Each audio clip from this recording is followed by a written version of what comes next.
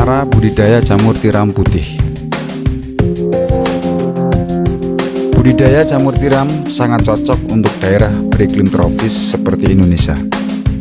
Investasi yang dibutuhkan untuk memulai usaha budidaya jamur tiram cukup murah dan bisa dilakukan bertahap.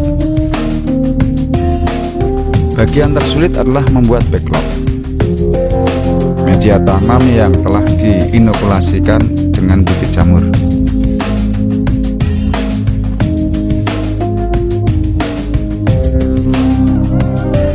Disebut jamur tiram karena bentuk tajuknya menyerupai kulit tiram, berwarna putih, berbentuk setengah lingkaran. Di alam bebas, jamur tiram putih biasa ditemukan pada batang-batang kayu yang sudah lapuk. Mungkin karena itu, jamur tiram sering disebut jamur kayu.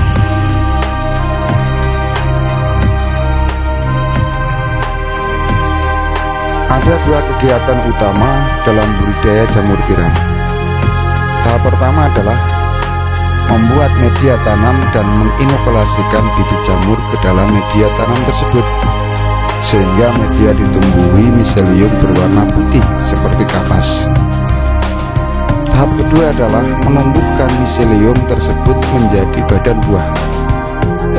Untuk pendatang baru, biasanya memulai kegiatan budidaya dengan menumbuhkan backlog menjadi daging buah. Sementara pengadaan backlog yang siap tumbuh didapat dengan membeli dari pihak lain. Kemudian setelah usaha budidayanya berkembang dan volumenya banyak, baru mencoba membuat backlog sendiri. Langkah yang harus dipersiapkan untuk memulai budidaya jamur tiram putih adalah yang pertama, menyiapkan kumbung. Kumbung atau rumah jamur adalah tempat untuk merawat backlog dan menumbuhkan jamur.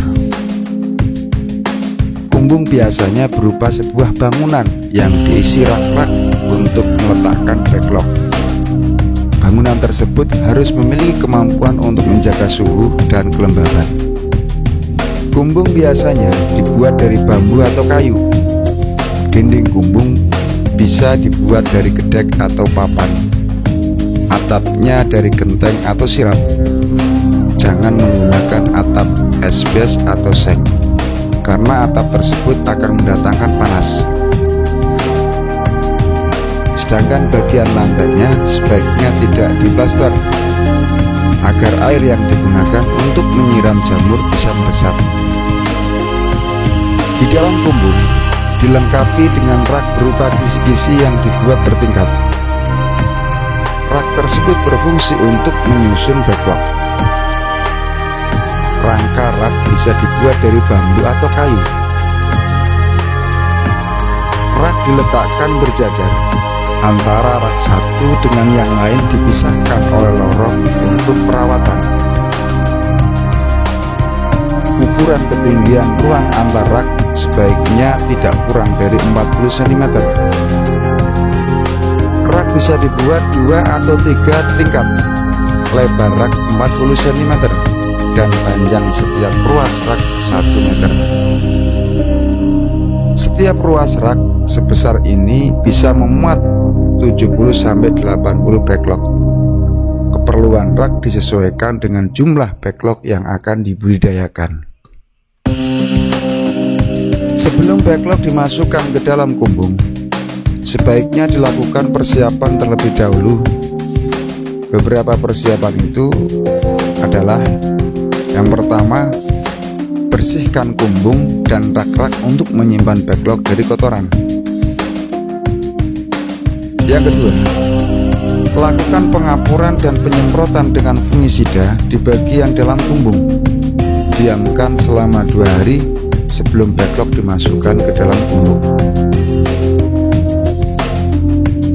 Setelah bau obat hilang, masukkan backlog yang sudah siap untuk ditumbuhkan. Seluruh permukaannya sudah ditutupi serabut putih. Langkah berikutnya adalah menyiapkan backlog. Backlog merupakan media tanam tempat meletakkan bibit jamur tiram. Bahan utama backlog adalah serbuk gergaji Karena jamur tiram termasuk jamur kayu, backlog dibungkus plastik berbentuk silinder, di mana salah satu ujungnya diberi lubang. Pada lubang tersebut jamur tiram akan tumbuh menyembul keluar.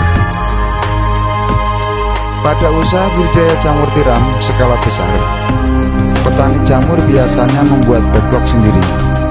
Namun bagi petani pemula atau petani dengan modal terbatas, biasanya backlog dibeli dari pihak lain sehingga petani bisa fokus menjalankan usaha budidaya. Saat ini backlog jamur tiram yang berbobot sekitar 1 kg dijual dengan harga rata-rata 2.000 sampai 2.500. Berikutnya adalah cara merawat backlog. Terdapat dua cara menyusun backlog dalam rak, yakni diletakkan secara vertikal di mana lubang backlog menghadap ke atas, dan secara horizontal lubang backlog menghadap ke samping. Kedua cara ini memiliki kelebihan masing-masing. Backlog yang disusun secara horizontal lebih aman dari siraman air. Bila penyiraman berlebihan, air tidak akan masuk ke dalam backlog. Selain itu, untuk melakukan pemanenan lebih mudah. Hanya saja penyusunan horizontal lebih menyita ruang. Cara-cara perawatan budidaya jamur tiram adalah sebagai berikut. Pertama, sebelum backlog disusun, buka terlebih dahulu cincin dan kertas penutup backlog. Kemudian diamkan kurang lebih 5 hari. Bila lantai terbuat dari tanah, lakukan penyiraman untuk menambah kelembapan. Kedua, setelah itu potong ujung backlog untuk memberikan ruang pertumbuhan lebih besar. Biarkan selama 3 hari, jangan dulu disiram. Penyiraman cukup pada lantai saja. Yang ketiga, lakukan penyiraman dengan sprayer. Penyiraman sebaiknya membentuk kabut, bukan tetes-tetesan air. Semakin sempurna pengabutan, semakin baik. Frekuensi penyiraman 2-3 kali sehari, tergantung suhu dan kelembaban bumbung. Jaga suhu pada kisaran 16-24 Celcius. Langkah yang terakhir adalah panen budidaya jamur tiram.